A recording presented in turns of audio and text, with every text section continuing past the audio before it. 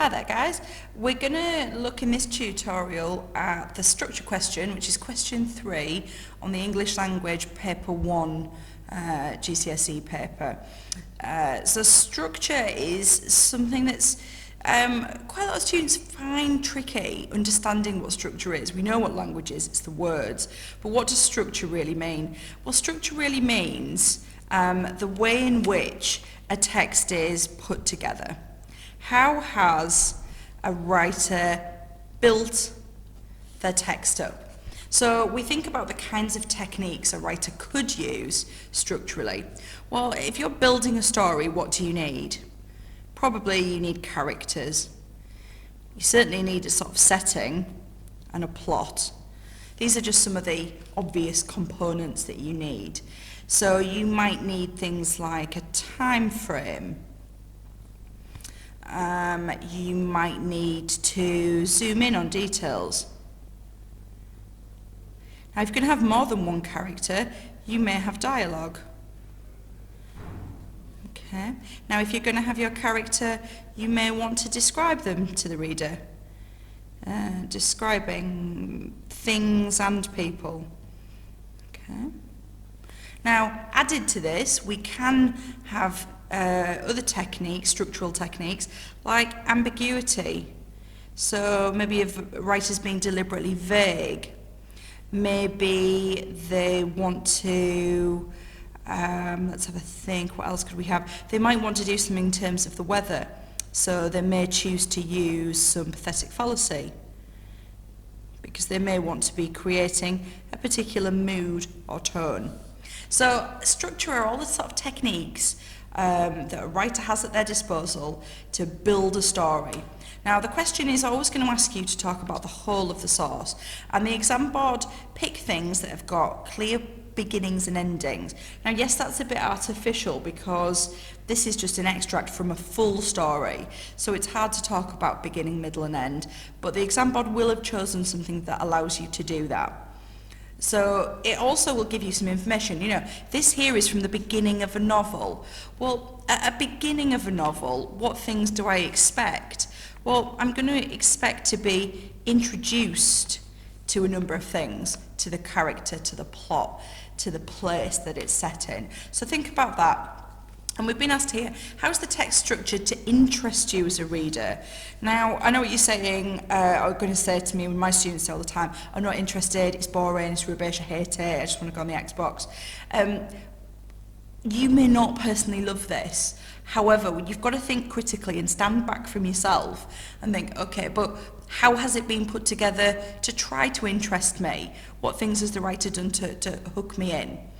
Now, unlike the language question, I would advise that could here is actually viewed as should, because I think that this gives you a perfect 3P paragraph structure to write up your ideas. So we're focusing on what happens at the beginning, how it develops, and then anything else that interests you. So that could be any of these techniques, you know, and add to that, it could be some repetition, it could be use of some questions, you know, any number of different setting techniques your teachers will have taught you. But, you know, I think if you look at beginning, middle, and possibly end or other techniques, that's not a bad structure and you can't go far wrong with it. So I'm going to think about this first bullet point, and so we're just going to get the source to have a look at that. Now, the thing as well to mention that just like question 2, you know, there's a real focus in this question upon the effects on readers. It is vital that you not just identify techniques, but you say, you know, how does that work to interest us? So let's have a look at this. Now, by the beginning, I'm thinking a beginning's going to be really the first paragraph, or maybe the first and second. So, Alexander called awakened at dawn, startled by a nightmare. Right, what does that first line? Think about structure, think about the first line you've been given. He awakened at dawn, startled by a nightmare. Well, what does this tell me about the character? It tells me that he's had a bad dream, yeah, obviously that we know what a nightmare is, but it also goes on to then give us details of this dream, and clearly they were quite terrifying because they involved his mum being carried away. So what do we learn? We learn something about being told that Alex Cold lives with his parents. So he's clearly going to be our main character, isn't he? It would appear because his name comes first, and he's, you know, it's about him and his family. So he's our main character or our protagonist. So he's had this nightmare, and then we move on to some information about the environment and the weather, which seems, as we know from the language question, is sort of vicious, terrible weather outside. And he was still tangled in the images of his bad dream. So even 2 paragraphs in, we know that this dream was quite traumatic and quite frightening. So we're just going to think about how we then convert that into our first sort of bullet point response. Now, it's a bit tricky here to have both of the things on my visualizer. So you may just have to bear with me with this. I might have to refer back and forth a little bit. So what the writer focuses on at the beginning. So at first, we are introduced to Alex, right? The main character.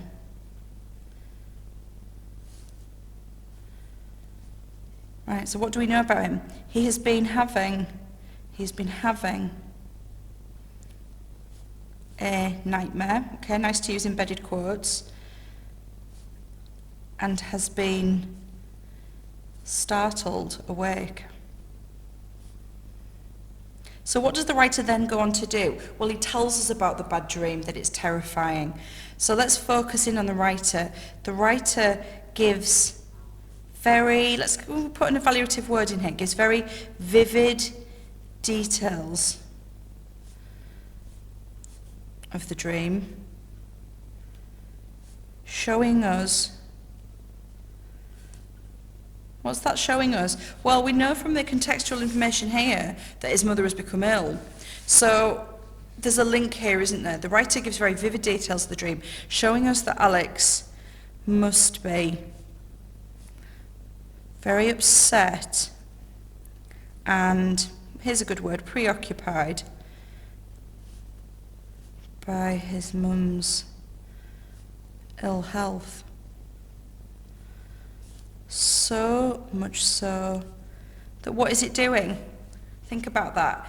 His mum's ill health is affecting him so badly that he's now having nightmares, which are obviously, it's not a language question here, but the metaphor of his mum dying. So much so that his sleep is affected.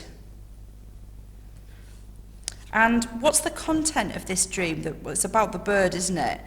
The nightmare. What kind of tone and mood does that create? The nightmare creates a sinister and threatening tone to the extract. Right, now the important thing is focusing on readers, effects on readers. The nightmare creates a sinister and threatening tone to the extract, making readers feel... So how do we feel here? This boy is awoke, startled, and in the dream he is helpless. So making readers feel sympathetic towards Alex, as he is clearly traumatized by his mum's illness.